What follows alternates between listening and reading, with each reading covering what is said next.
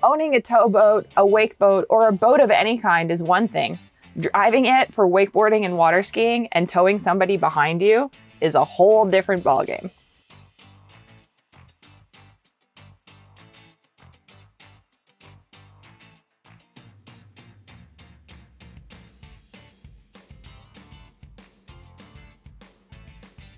I'm Timmy McNamee, professional wake surfer and water sports coach for Lens Cove Marina and Lens Cove Lessons in Boating. And in today's video, you're going to learn how to properly tow a water skier and wakeboarder safely and efficiently. Driving your water skier and wakeboarder properly is important for driver safety, rider safety, and observer safety. It's also important because you have cottagers and boaters around you too. The pattern that I'm going to teach you today to drive water ski and wakeboarding is a universal approved tournament driving pattern. And this pattern is commonly known as the barbell pattern. Pardon my lack of Vanna White skills right now, but we're gonna take this to the whiteboard because I think having a visual will provide a little bit more insight and detail before you get in your boat and try it yourself. We are going to pretend that we accelerate in our boats in a straight line. And the object of the game is to keep a straight line as long as we possibly can. In order to do that, what I like to do is I'll pick a tree or an island in the horizon, anything that's a stationary point that I can use as a reference point when attempting to keep my line straight. We won't have room to drive a straight line all the way down the lake, or maybe you will. But in the case of you're going out water skiing and you're tucked into a little bay because you want the calm water and stuff, we're going to have to eventually make a turn. Now, turning is the most important part because we want to keep our line as straight as possible and our rider as safe as possible. What I suggest you do is always make a turn to the right side of the boat, unless there's a boat over there or you're close to a shoreline that forces you to turn left. I like to keep a turn on the right side because it keeps my line of vision visible, and I can also look back over my shoulder and see the rider in the wakes behind me as I'm turning. It's important that you ensure that your rider or your skier is inside the wake when you make the turn, because you don't want to overturn and send them shooting out the side of the boat. That's how accidents happen, and that's how people have bad experiences. When you go to make the turn, I like to do what's called a pre-turn.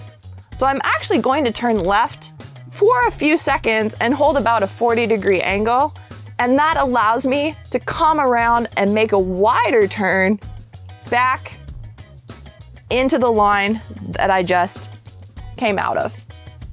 By doing this, it allows the turn to be wider and therefore your skier or your rider to stay comfortably inside the wakes when you turn. Turning too narrow will cause the skier or the rider to shoot out the side of the boat, and turning too narrow may also slow the boat speed down too much to where the rider or skier sinks. So it's important that you make sure you hold a consistent speed around the turn and not speed up too much and not slow down too much either. Consistency is key.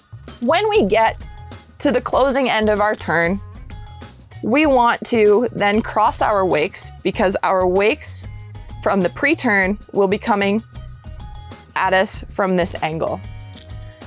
I like to have an angle through those wakes back into the line that we came from.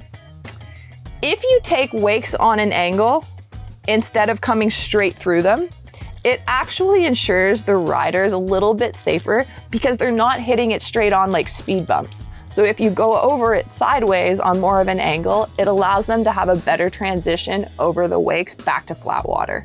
So as we come around that turn, once we cross our wakes, we line up back into our line, basically where we started from. Now, in order to ensure we have a straight line back the other direction, what do you think we do? Pick another reference point on the horizon to ensure you keep your line straight. If you want to make another turn, don't forget, start that pre-turn at a 40-degree angle, come around in a nice big circle to loop back into your line again. What we just made was a very basic pattern and a very basic technique to use when driving your water skier or wakeboarder, and it allows you to stay in one area of the lake and not have to do figure eights and donuts all around other boaters and cottagers.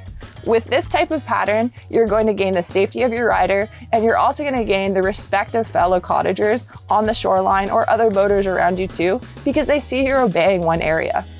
In the event that you're forced to do a left turn, that's totally okay. But be mindful of what's on either side of your boat, regardless of what turn you do. When you turn left, I do find I still pre-turn to the right to set me up for a larger circle back into my path. But when I turn left, you're going to find that you're going to have more of a blind spot as you're turning, coming back into the wakes. So turning right definitely gives you a better visual of your rider behind the boat and a better visual of what's in the water ahead of you. When all is said and done, I promise you that this pattern is going to make your boat driving experience and the rider experience so much more safe, effective, and enjoyable. So go out there, practice it, give it a chance, and watch how easy it is. In addition to this video, I also did an informative video on how to properly pick up a fallen wakeboarder and wake surfer, and that would be awesome to check out when learning to come pick your rider up too. As always, thanks for watching Lens Cove's Lessons in Boating. Hopefully this video helped with your driving techniques and tactics, and it'll keep you safer and more effective on the water. Don't forget, subscribe to our YouTube channel, like this video for more awesome tips and tricks in boating. See you on the water soon.